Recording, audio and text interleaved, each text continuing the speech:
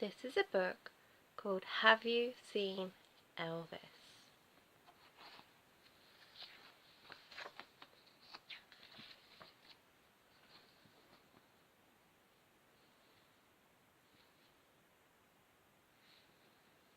Buddy the dog and Elvis the cat were always fighting.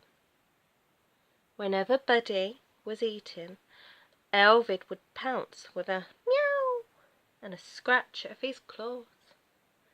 Whenever Elvis was sleeping, Buddy would pounce with a woof woof woof and a snap of his jaws.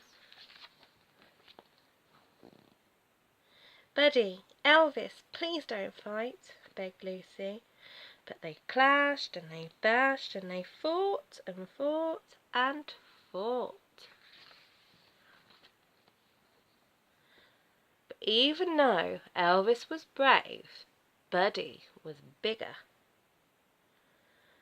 "This fighting is wearing me out," grumbled Elvis. "I've had enough." And that evening he crept out through the cat flap and didn't come back. When Elvis still wasn't back the next morning, Lucy searched all through the house and all around the garden. The washing machine, the dustbin, the hat stand, the bushes, the laundry basket. She looked everywhere. "Perhaps he'll turn up when he's hungry," she thought. So she put out a big saucer of Elvis's favourite food, kippers. But still Elvis didn't come back. Lucy made posters and put them up all over town. She asked the neighbours if they'd seen Elvis, but no one had. Poor Lucy was very upset. Her eyes were all red and puffy from crying. Buddy felt guilty. "It's all my fault. If I hadn't fought with Elvis, he wouldn't have run away." Buddy tried to comfort Lucy. He put his paw on her lap and licked her hand, but she shooed him away.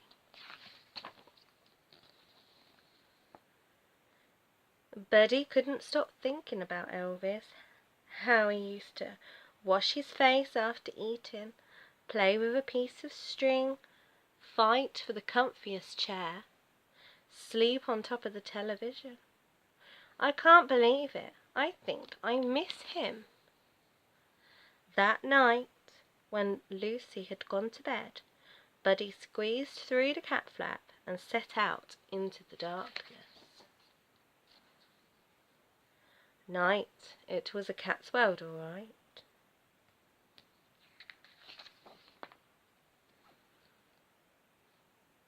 Buddy soon realized he wasn't alone.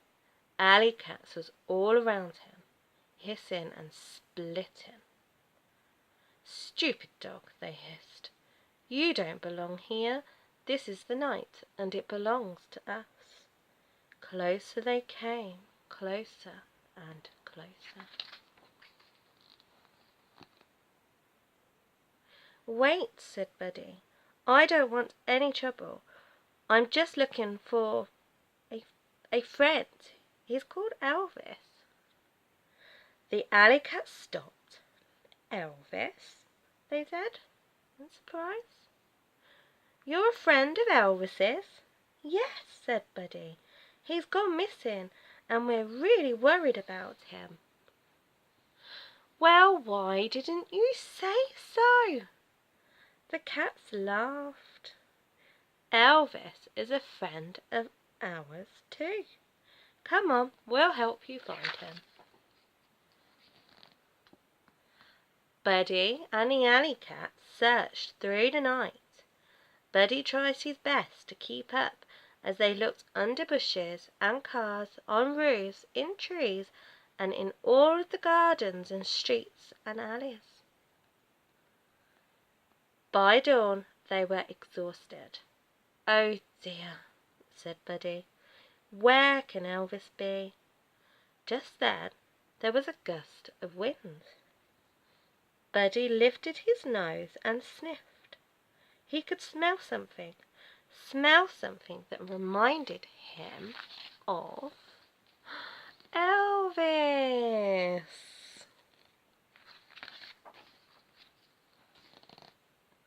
"Leave me alone," said Elvis. "I don't want to fight any more." "I haven't come to fight you, Elvis," said Buddy.